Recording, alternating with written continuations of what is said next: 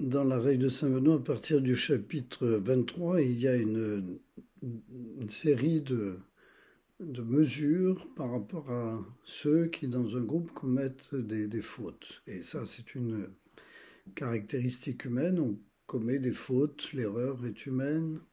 Et comme, il y a, comme la citation de Socrate le dit, le, ce n'est pas le tomber n'est pas un échec. Ce qui est un échec, c'est de rester sur place quand on est tombé, de ne pas se relever.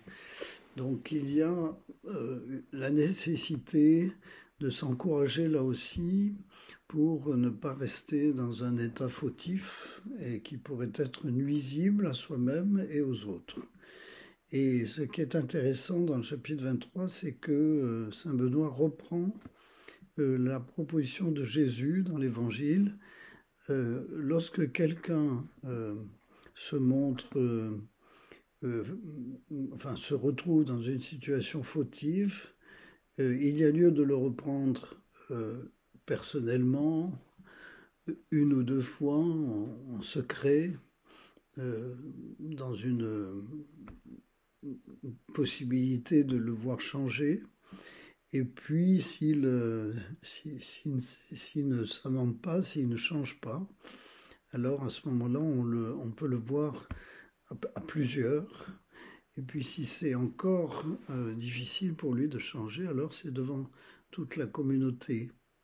Et si vraiment, dans cette démarche-là, ça lui est impossible de changer aussi, que ce soit vraiment nuisible, alors il y a encore une autre mesure qui normalement devrait faire réfléchir, c'est celle de ne pas rester joint au groupe, mais de se faire mettre à part, en quelque sorte, que ce soit pour la prière ou pour le repas, etc.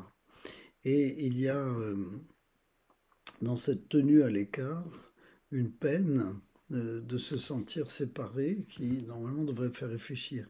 C'est vrai que dans l'esprit moderne, le fait de se mettre à l'écart est plutôt une décision personnelle parce qu'on en a assez du groupe et qu'on se retrouve mieux en tant que personne individuelle qui fait ses affaires dans son coin. Et donc là, il y a une difficulté à gérer cette mise à l'écart parce qu'elle n'est plus obligatoirement ressentie comme une peine, mais plutôt comme un bienfait. Donc, il faudrait donc insister plutôt sur les premières étapes, c'est-à-dire le dialogue personnel, euh, seul à seul, ou avec un ou deux, puis finalement avec la communauté. Et cette dynamique-là n'est pas très présente aujourd'hui dans les groupes. On n'ose pas, en quelque sorte, travailler cette question du changement d'attitude. Ça reste quelque chose d'un peu tabou, quoi, puisque c'est comme si ça appartenait à une décision personnelle et qui s'autosuffit en quelque sorte, et sur laquelle on a du mal à intervenir. Il faudrait vraiment réfléchir à cette dimension.